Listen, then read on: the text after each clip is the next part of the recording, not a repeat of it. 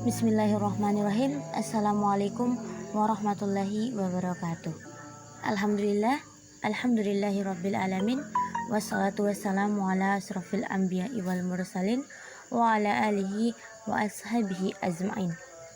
Pertama-tama, marilah kita panjatkan puja dan puji syukur atas kehadirat Allah Subhanahu wa Ta'ala yang telah melimpahkan rahmat dan hidayahnya kepada kita semua, sehingga kita dapat melaksanakan perkuliahan pada hari ini meskipun masih dalam keadaan daring ataupun online.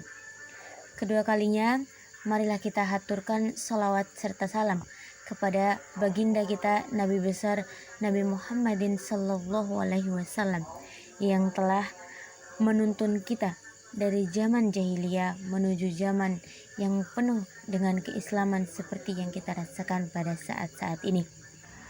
Sebelumnya, izinkan saya untuk memperkenalkan diri atas nama Wulan Agustina dengan nomor induk mahasiswa 200110087. Di sini saya sebagai moderator dan dengan rekan saya yang bernama Asmarita dengan nomor induk mahasiswa 2001185. Kami dari kelompok 9 akan membacakan sebuah materi yang berjudul mengimplementasikan pembelajaran pendidikan Islam terintegrasi sains. Ada 3 poin yang akan kami jelaskan. Yang pertama, pembelajaran integratif PAUD dan sains. Yang kedua, model implementasi pembelajaran PAUD terintegrasi atau terpadu. Dan yang terakhir adalah transformatif pembelajaran PAUD, interaktif, konektif, aktif, kolaboratif, multimedia, dan kritis. Materi pertama akan disampaikan oleh saya sendiri, yaitu tentang pembelajaran interaktif PAUD dan sains. Pembelajaran integratif PAUD dan sains. Integrasi antara sains dan agama ini sebenarnya telah diterapkan di dalam kurikulum PAUD, baik itu kurikulum 2010 maupun KTSP. Secara otomatis akan terlihat dari rangkaian indikator pembelajaran dari berbagai bidang pengembangan. Di antaranya adalah nilai-nilai agama dan moral, sosial emosional, kognitif, bahasa, dan fisik motorik. Kemudian dari berbagai komponen tersebut dikembangkan dalam rangkaian pembelajaran, yaitu program semester, rencana kegiatan mingguan, dan rencana kegiatan harian beserta model pembelajaran yang akan dipakai, baik itu sudut, sentra, maupun area. Pada kurikulum PAUD 2013 adalah mengacu pada strategi dari berbagai program pembelajaran active learning dengan menggunakan metode pembelajaran yang variatif seperti tanya jawab, bercakap-cakap, demokrasi, menyanyi, pemberian tugas, dan hasil karya. Adapun media yang digunakan dapat berupa gambar, video, sains, dan lain sebagainya yang sesuai dengan pembelajaran PAUD. Dalam rangkaian pembelajaran berkenaan dengan tema alam semesta dan subtema bulan ini dapat tertulis dalam RKH sebagai kegiatan awal, dapat berupa bernyanyi, dan kegiatan fisik motorik kasar yang berupa lomba lari mengambil bulan. Kemudian untuk kegiatan inti dapat menggunakan metode penugasan maupun hasil karya seperti aspek motorik halus, yaitu menulis kata bulan purnama. Aspek nilai-nilai agama dan moral dari indikator menyebut macam-macam ciptaan Tuhan, yaitu mewarnai gambar bulan sabit. Aspek kognitif yaitu menghitung gambar bulan. Adapun kegiatan, untuk kegiatan penutup adalah mau menghargai pendapat orang lain, yaitu dengan fase percakapan menyebutkan macam-macam fase bulan. Poin kedua yaitu tentang model implementasi pembelajaran PAUD terintegrasi atau terpadu.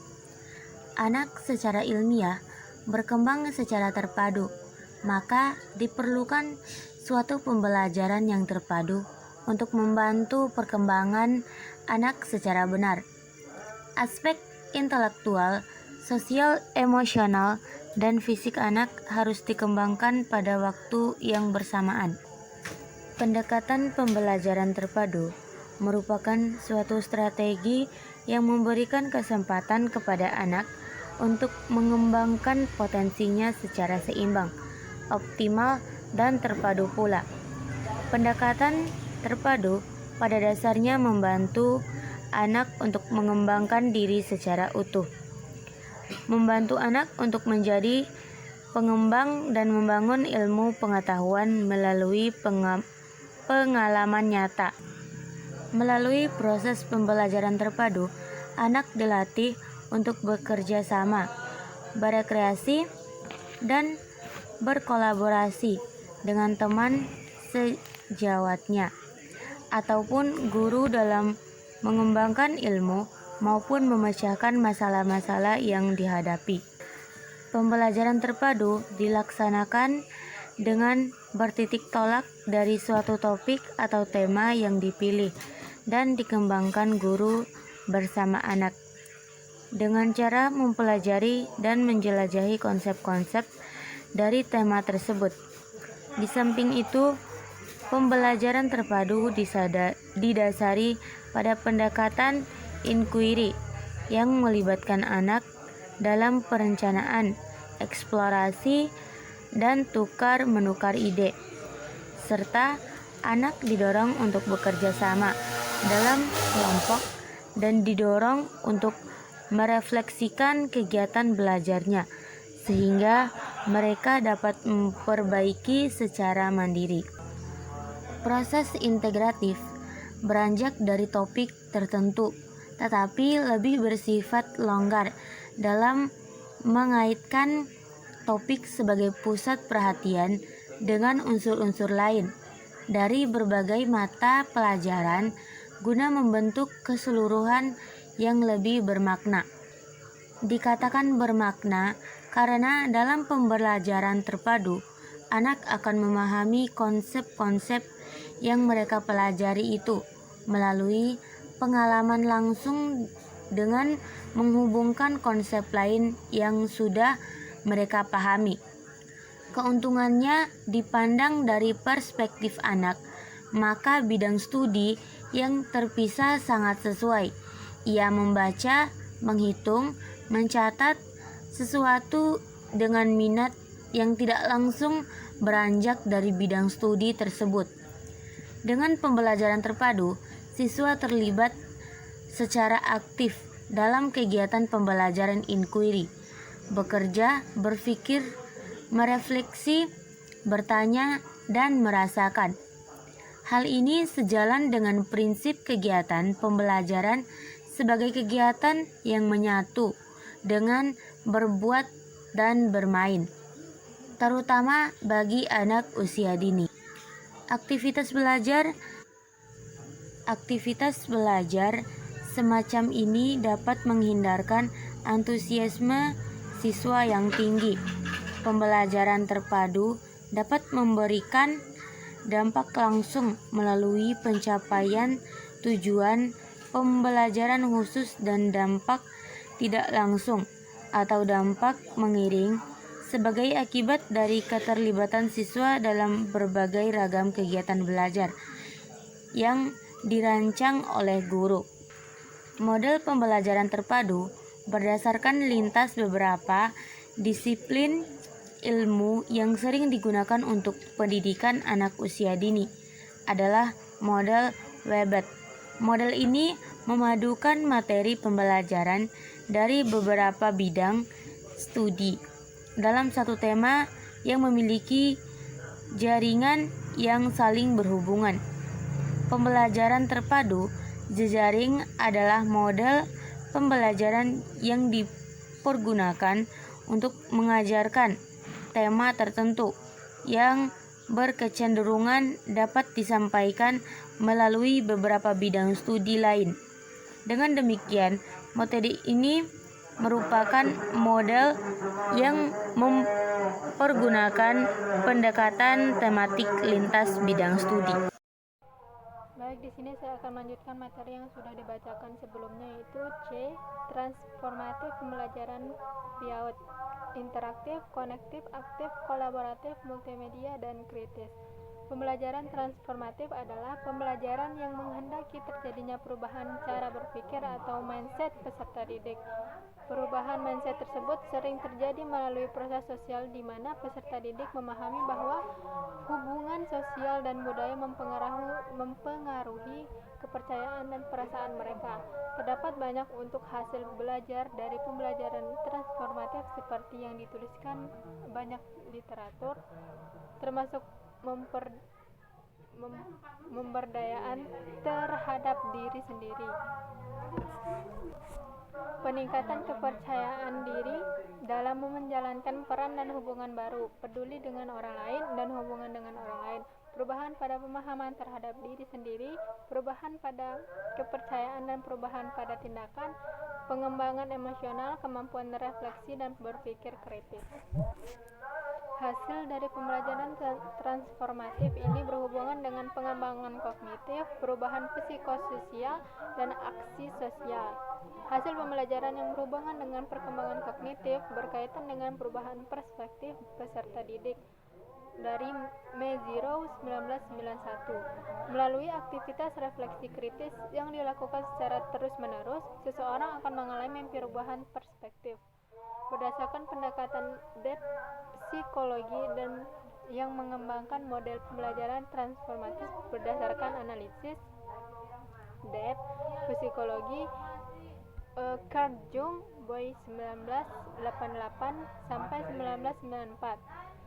Individu atau perkembangan psikologi seseorang yang berkaitan dengan keunikan personalitas masing-masing individu. Membangun kesadaran diri sebagai perubahan perspektif.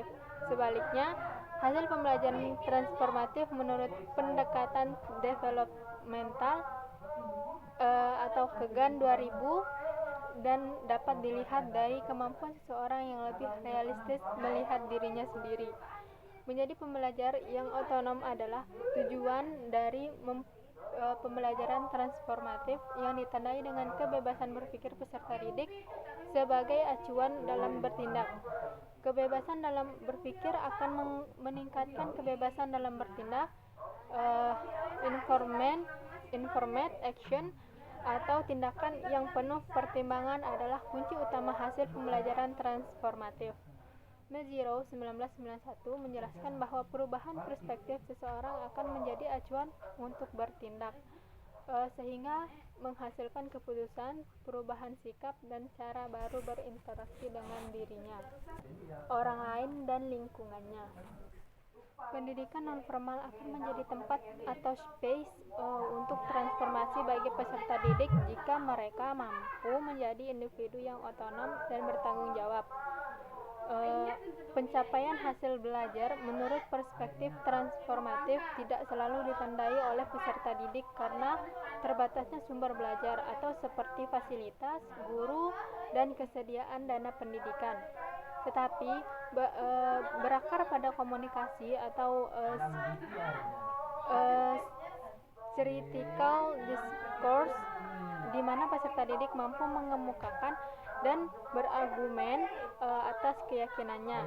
membuat bukti dan alasan akan keyakinan dan argumen tersebut. Sejatinya, hasil pembelajaran transformatif berhubungan dengan perubahan personal setiap individu yang kompleks dan dalam yang mencakup dimensi-dimensi belajar, seperti kognisi, emosi, hubungan dengan orang lain dan lingkungan, serta keyakinan spiritual. Selanjutnya akan dilanjutkan oleh teman saya. Terima kasih. Itu saja materi yang dapat kami sampaikan. Jika terdapat kesalahan, kami mohon maaf. Sekian, billahi taufiq wal hidayah. Wassalamualaikum warahmatullahi wabarakatuh.